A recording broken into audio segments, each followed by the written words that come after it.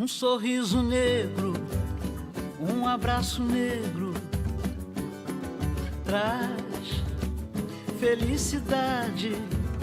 Negro sem emprego, fica sem sossego.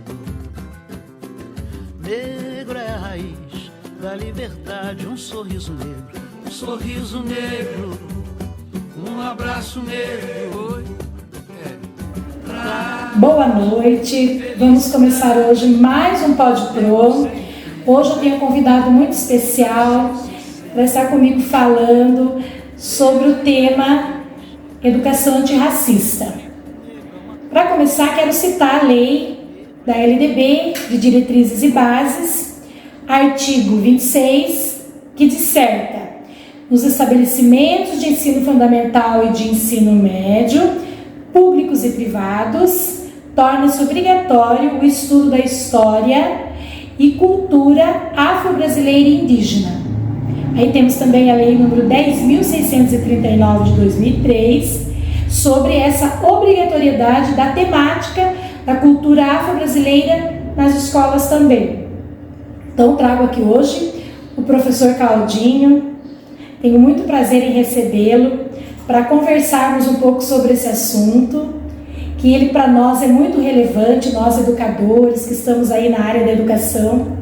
O professor Claudinho é mestre e doutor na área da educação e vai falar um pouco para nós também de sua trajetória, que é muito importante. Boa noite, professor Claudinho. Boa noite. Olá a todas e todos. Obrigado pela oportunidade, professora Silvana. O Alisson também está presente aí. Um prazer, sim. Muito obrigado pela oportunidade. Sou o professor Claudinho, tenho 35 anos, sou aqui de São Paulo, da capital. Atuo na escola pública há mais de 12 anos, especialmente no componente curricular Educação Física, mas também tenho formação em Pedagogia, pós-graduação em Psicomotricidade, Atividade Física Adaptada. Aí fiz o mestrado e o doutorado no campo da educação. E por ser uma pessoa negra, sempre morei na periferia aqui de São Paulo, observando todo esse contexto cultural, as oportunidades. Isso começou a me indagar e começou a me instigar a querer ter novas oportunidades. E aí, na época, eu tentei ser jogador de futebol, joguei em alguns clubes da cidade de Campinas, Guarani, Mauaense, São Bernardo, Suzano.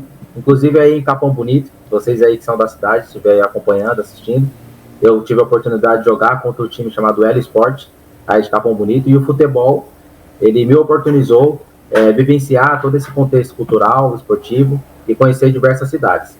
Então é uma cidade também que eu tenho carinho, por ter passado por aí e vivenciado aí essa modalidade esportiva. Então veja, a Silvana, vocês trazem um podcast muito importante, de extrema relevância, porque esse tema antirracista, ele deve ser atuado aí em todas as redes municipais e estaduais do Brasil inteiro. Deve incentivar os seus docentes, deve a gestão também incentivar os professores, as professoras e os professores a trabalhar com a Lei 10.639, com a Lei 11.645, a atualizar com formações de professores, porque não adianta só ter uma lei sem saber como que trabalhar na prática pedagógica. Então, por isso que é muito importante essa nossa presença, outros colegas que trabalham com a temática, porque no diálogo, que nós vamos aprender, que nós vamos estimular e instigar os docentes a trabalhar com esse campo teórico, que é muito importante para que as crianças, desde a educação infantil, possam vir a ter um pensamento já humanista, ter um pensamento antirracista. E aí eu não posso deixar de perder essa oportunidade. O meu livro, que tem o tema Representatividade de Crianças Negras e Negros, Representatividade de Princesas e Príncipes Negros e Negras, vai ficar pronto em outubro. Então aí no lançamento eu vou convidar vocês, vou divulgar, quem sabe a gente faça outra live para falar sobre esse livro, que é um livro que é especialmente para trabalhar aí no contexto escolar, e é um livro que vai poder auxiliar também muitos professores. Ah, que bom! Eu vi também, assisti o seu vídeo sobre você falando sobre esse livro, achei muito interessante o título, e com certeza vamos participar aí, Então começo perguntando para você, o que te levou a fazer um trabalho focado nesse tema de fato? Então, professora Silvana, é uma pergunta muito importante. Como eu falei, pelo fato de eu ser um homem negro, eu tenho muitas vivências raciais e que me fizeram refletir e me instigaram a querer trabalhar com essa temática para poder mostrar um olhar da ponte para cá. Né? Tem uma música do Racionais MCs que ele vai falar da ponte para lá e da ponte para cá. Da ponte para cá estão os negros, os indígenas, as mulheres negras, as menos favorecidas, tá certo? Então, nós estamos da ponte para cá. E da ponte para cá são muitos acontecimentos, são menos oportunidades, o sofrimento é maior, tá certo? Então, por isso que me instigou a querer falar sobre essa temática, principalmente porque os casos de racismo vêm aumentando. E a gente observa pela mídia, no esporte aí vocês viram, né, com certeza, o Vinícius Júnior atuando bravamente, né, nessa causa, e isso começou a me instigar com todo o conhecimento, né, que nós adquirimos na universidade, estudando no mestrado, no doutorado, escrevendo artigos. Eu identifiquei como uma oportunidade de tirar, né, da prateleira esses artigos, esses estudos, e disseminar nas redes sociais. Porque aí, disseminando nas redes sociais, professor Silvana, nós vamos alcançar a população, né, que é mais humilde, a população que não teve o acesso ao estudo, a uma universidade, né, nós vamos poder ampliar esse conhecimento, nós vamos democratizar o conhecimento a partir disso. Então, com toda uma linguagem mais popular, né, utilizando a educação popular do próprio Paulo Freire, eu pensei em trazer temas relevantes, trazer esse tema antirracista com uma linguagem mais fácil de se entender. Então, isso foi o principal caminho que eu observei para trazer essa temática para toda a população que tem o convívio mais próximo de mim, mas que não são teóricos, não são professores, e principalmente não são pessoas que têm um ensino superior. Alguns têm e outros não. Então eu falei, agora é o momento de eu trazer esse tema e trazer de uma forma mais simples. Isso foi o principal caminho que me instigou. Sim, e é interessante que você fale sobre isso, porque assim, nós professores temos a necessidade de estarmos sempre estudando, nos atualizando, porque cada tema que chega, cada momento que a gente passa, se a gente não tiver uma boa formação, não tiver uma estrutura, orientações para fazer adequadamente, talvez a gente não consiga suprir aí aquilo que a lei traz para nós.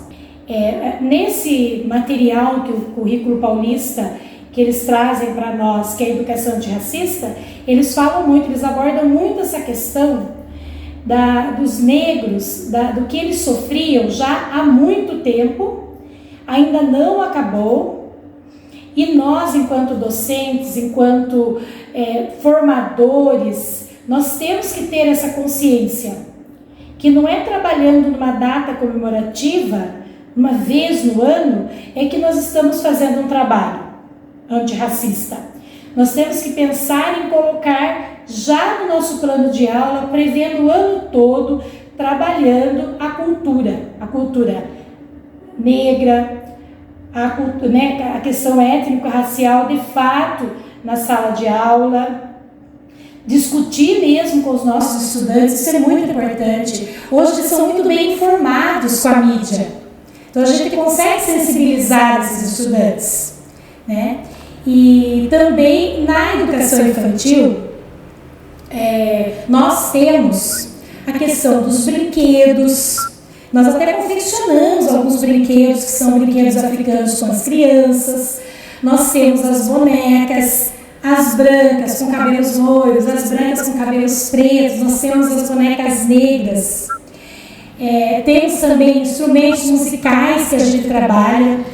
A maioria das escolas de educação infantil aqui, elas têm uma bandinha que a gestão compra, e nessa bandinha tem vários instrumentos que são de origem africana. Por exemplo, o tambor, ele é de origem africana, né? Então nós já trabalhamos nas brincadeiras, por exemplo, a amarelinha africana, né? Eu até tenho uma brincadeira que a gente já brincava, só que eu não sabia que era de origem africana, né? E essa brincadeira, ela é quando a gente faz um trem com as crianças sentadas e faz uma competição. A gente coloca uma margem de saída e a margem de chegada. E eles precisam estar sentados e se arrastando, e a gente fala que é a brincadeira da cobra. E ela é uma brincadeira de origem africana. E eles ficam com a mão segurando o ombro do colega e vão, sentados. Eles não podem correr, eles têm que ficar sentados no chão. Então são brincadeiras que hoje estou descobrindo que elas são de origem africana, através de estudos que eu venho fazendo sobre o tema. Então é importante nós docentes também fazermos a nossa parte, pesquisarmos, estudarmos, para fazer um trabalho concreto, que a gente veja que seja transformador naquele ambiente que a gente está. Sim, você citou muito bem, professor Silvana, das bonecas, né? Temos a boneca Abayomi, né? Temos vários tipos de bonecas, e diversas redes de ensino já têm feito a aquisição dessas bonecas, e tem feito a aquisição também de lápis, né?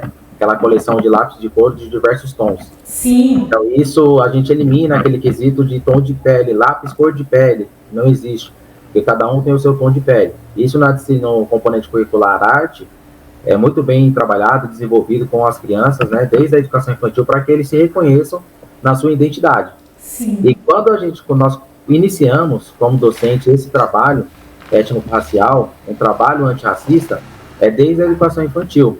Desde o simples reconhecimento da criança se olhar no espelho e se reconhecer como negra, tá certo? E conversar. Sim. Que é importante esse reconhecimento, que elas são bonitas, né? Que eles são bonitos, tanto as meninas quanto os meninos, elogiar a classe como um todo, mas principalmente reforçar, fazer esse reforço positivo.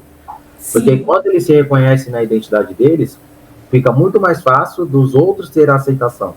E fica muito mais fácil também da autoestima, da autoconfiança, né, dessas crianças negras, conforme adulto, né, ser fortalecida para que eles possam aí almejar e conseguir a ascensão social nas diversas profissões. Isso que eu venho falando também, trazendo no meu livro, sobre representatividade de princesas e príncipes negros, para que eles se sintam os seres humanos. Tem um autor, um teórico francês, que chama François Fanon, e ele vai nos ensinar, né, com muita maestria, que se a escola não trabalhar essas brincadeiras que você citou, africanas, indígenas, afro-brasileiras, se a escola não trabalhar esse contexto, o sonho da criança negra vai ser se tornar uma criança branca. Veja que forte. Por quê? Ela não se reconhecendo na sua identidade, Silvana, ela vai querer ser o outro. Ela vai querer ser o branco, que é mais aceito, né, que é mais reconhecido, muitas vezes é o mais elogiado. Às vezes tem professoras que, mesmo de forma inconsciente, sempre escolhe uma criança branca para ir pegar um documento lá na outra sala da colega. É importantíssimo que seja contemplado também as crianças negras. Vai buscar um caderno na sala da outra professora, sempre procura uma criança branca. Isso, às vezes, até de forma inconsciente. Agora, com uma visão antirracista, como uma visão humanista, ela tem que olhar de uma maneira macro. Se torna válido também que a equipe gestora traga formações dessas temáticas. Então, no processo formativo, né, desde a educação infantil, serão apresentadas as propostas. Então, na educação infantil, tem essas propostas de trabalhar com as bonecas, tanto confeccionar diversos tipos de bonecas, sejam negras, sejam brancas, sejam indígenas, sejam imigrantes, porque a escola hoje, como ela é laica, ela é miscigenada, tem crianças de diversas culturas, de diversos países. Sim. Então, cada vez mais nós temos que trabalhar essas temáticas, né? Culturais, sim, sociais e raciais. E aí, a partir disso, os docentes se engajando em propostas que sejam humanistas, principalmente, nós trazemos esse olhar antirracista, demonstramos para as famílias, apresentamos para as crianças, e automaticamente uma com as outras ali começam a se tornar crianças mais ativas, desde cedo. Né? Porque não se fala que a criança é racista. A criança, ela convive em ambientes que ela vai sendo ali automaticamente instigada para outros caminhos. Então, essas brincadeiras que acontecem em casa, entre os adultos, né, que um adulto brinca com o outro, xinga com o outro, em tom de brincadeira, aquilo vai enraizando na criança. Então, muitas vezes, a criança que tem o cabelo crespo, se ela vê um adulto, ou uns brincando com o outro, que é cabelo ruim, que é cabelo duro, aquilo vai ficar para a criança. E aí, uma criança chega na outra, identifica uma criança negra que também tem um cabelo crespo, ela vai falar que é o cabelo ruim, que é o cabelo duro. Por quê? Ela viu essa prática lá no adulto, lá na casa dela. E a escola, ela faz esse confronto, porque a escola ensina o movimento, né, da educação antirracista, da educação etnoracial, e a família muitas vezes desconstrói. A escola constrói e a família desconstrói. Então, por isso que é a nossa importância, todos os docentes, trabalhar com propostas, com a prática pedagógica, que tenha esse viés da importância da igualdade racial, da importância das culturas, porque tem crianças nordestinas na escola, tem crianças de outros estados, tá certo? Então, a importância de trabalhar um contexto macro, para que cada vez mais uma criança até possa ajudar a outra, tá? Então, fica aqui uma dica para que as docentes possam pesquisar atividades, possam trazer experiências, né, visando fazer esse confronto, porque nem toda família vai conseguir ensinar, nem toda família vai fazer o reforço positivo, o elogio ao cabelo, porque uma criança negra, uma menina que tem trança, a família já deve ali ensinar que ela é bonita, que os seus traços são bonitos, que existem princesas negras, tá certo? É a família que também deve fazer esse reforço, e a escola automaticamente trabalhar na mesma mão. Sim, todos trabalharem em conjunto tem razão, porque o trabalho tem que ser em conjunto, é como você falou, na criança isso, a criança, olhar a criança e pensar nesse tema, e pensando que ela seja, isso não tem, porque a criança não é. Então, está nos adultos trabalhar, fazer o reforço positivo. Essa questão do reforço positivo é muito importante para todas as crianças. Você falou aí das crianças estrangeiras também, nós temos mesmo. Às vezes tem apenas um dentro da sala, né? Então, é importante trabalharmos sim todas as linhas, né? E a questão dos pais, eu achei assim uma dica excelente, porque a gente pensa assim, trabalha ali na escola, mas aí fica ali na escola. Uma vez que você leva para a família, né? Tem muitas crianças nossas que ela tem irmãos, então trabalhar com a família, isso é muito importante. Eu acho que é um trabalho mais eficaz. Como e aí já falou, trazendo, né? Isso, já trazendo as famílias, Silvana, trazendo a família para ter uma formação dessa, todas as famílias, você vai demonstrar, desde a educação infantil até o ensino fundamental 1, 2 e o médio, que o caminho da ascensão social, que é esse das profissões, ele pode ser para qualquer pessoa, seja criança negra, seja criança branca, seja criança, qualquer tipo de criança, pode ter essa ascensão social, que é o caminho das profissões, pode ser um médico, uma professora, uma advogada, uma dentista, um empreendedor, porque não é porque é da classe menos favorecida, não é porque veio da periferia que não pode também ser um empreendedor, ser o dono do seu próprio negócio. Isso, a liberdade, ela está disponível para qualquer pessoa. Então, quando a família ela assimila que a criança está na escola para aprender, para ter um futuro melhor, a família ela vai sair desse pensamento, né, que é um pensamento de subserviência. Ah, porque eu sou um trabalhador, com todo respeito, eu sou uma trabalhadora doméstica, eu sou um coletor, né, eu sou um atendente de call center, de supermercado. Não é porque a família tem essa profissão que a criança também deve seguir o mesmo caminho. A criança ela vai transformar a sua realidade social para ser aquilo que ela quiser, a partir do contexto de liberdade.